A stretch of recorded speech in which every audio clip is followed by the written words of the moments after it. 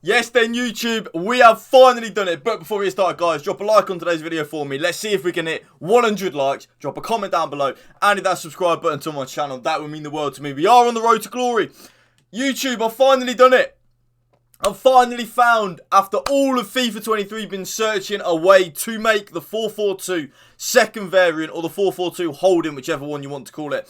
I've finally found out how to make it work, YouTube. I'm so happy. You have no idea how long I've been looking for this. This formation is very, very, very good, by the way. Now that I've finally figured out how to use it, when to use it, the passing lanes with it, it is very different to the 4-4-2 flat. And that's something that has taken me the longest to really discover, and also why it's taken me so long to find that out, because I've been trying to play it like a 4-4-2 when actually all I needed to do was play it like a 4-2-2. But before we get started, for your cheapest and most reliable place to buy your FIFA 23 Ultimate Team coins, please do check out mmoexp.com. Link is down in the description below. Use the code WOLF at a checkout for 5% off your order. So YouTube, the 4-4-2-2, I didn't realise how popular it was, by the way, but a lot of you people love it, and now I finally understand why, because when you get it working, it is an absolute beast of a formation. Like, it is perfect. So, this is how I set my team up in the 4-4-2 second variant. El Shawari and Eto up front, Grincha on the right, Alawarian, I think it is, Alawarian, left mid, Lundberg and Lahm. Key thing there, what I've learned, that you really do need an attacking CDM with it, and then back four, pretty obvious. So anyway, the custom tactics that I use with this are like so. So the defensive style is balanced. You know me at this point, YouTube, I'm not going to go into too much detail with this, but pressure on heavy touch and press after possession loss, they are good and you can use them, but just be wary that when you do use them, you might be a little bit more open at the back than you would originally think you will be. So because of that, I don't really use it.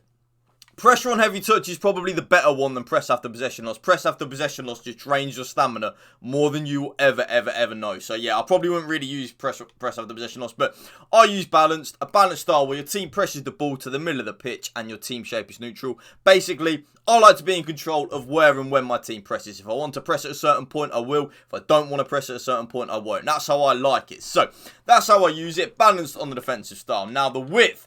This is where I was really, it wasn't the width I was struggling with actually, it was the depth. But the width, YouTube, 40 on the width. I've always been using anywhere between like 35 and 45 on the width. Basically speaking, the more narrow you are, the harder you are to break down. It really just is that simple, YouTube. Okay, so the more narrow you are, whether it be, I don't know, 35, 40, 45, 30, even on a 3-4-2 one, I've actually been experimenting with 25 defensive width in a minute. But yeah, I use 40 on the 4-4-2 too.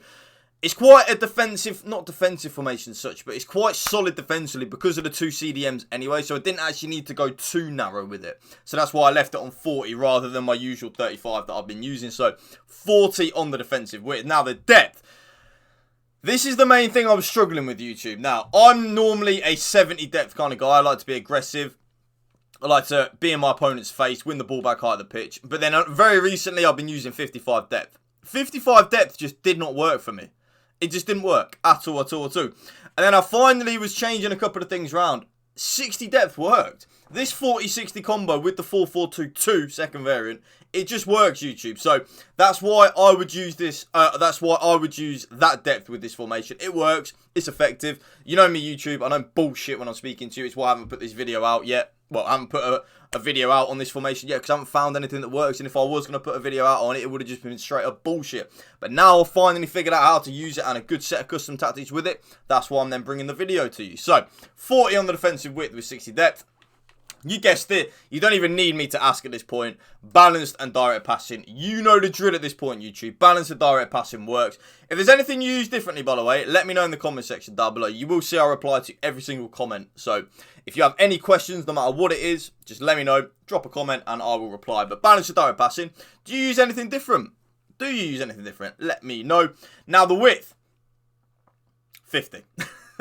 Nothing really too drastic. I was experimenting like going a lot wider with 60, going a lot narrower with 40, 45.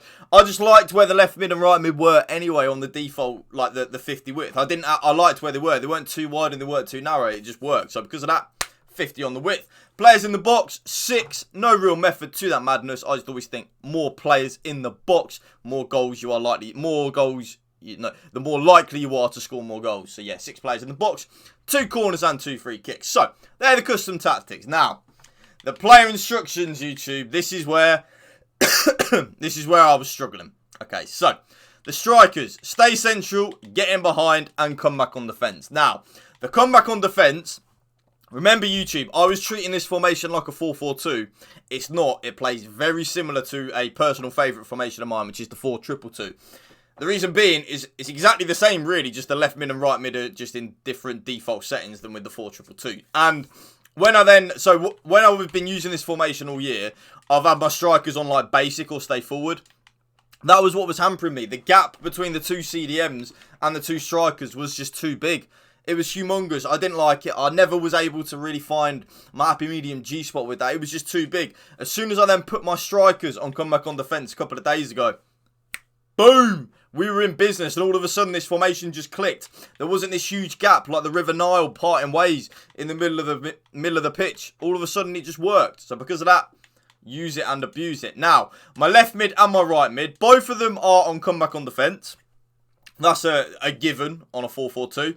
But, and there is a but, the only thing I then use on them is get into the box for cross. That is it. I just always think the more players you have in the box, more likely you are to score a goal. It really is that simple for me. So, with my left mid and my right mid being on getting to the box for cross, if I shoot across goal with my strikers or something like that, I always feel like it's more likely to rebound to them when you've got more players in the box. That's just the way I look at it. It's a very simplistic way of looking at it, but I also think it does work, so that's why I use it. So, come back on defence and get into the box for cross. Now, the 2 CDMs, YouTube, these are so key, okay?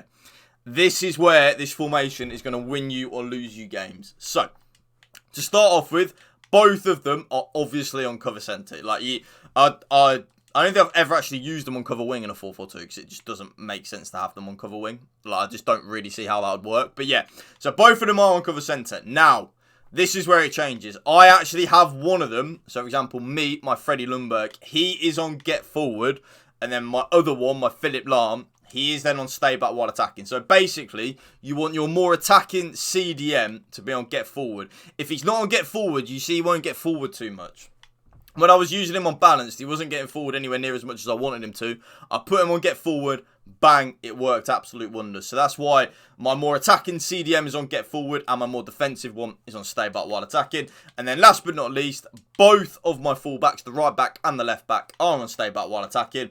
And then my goalkeeper comes for crosses and sweeper keeper. And that right there is a brand new formation this year on the channel. The 4-4-2 holding or 4-4-2-2, whichever one you want to call it. There you go. Please, please, please drop a like. Let's see if we can get to 100 likes. Drop a comment down below and hit that subscribe button to my channel. That would mean the world to me. Thank you for watching. Remember, spread the love and positivity. PMA, positive mental attitude. Peace out. One love.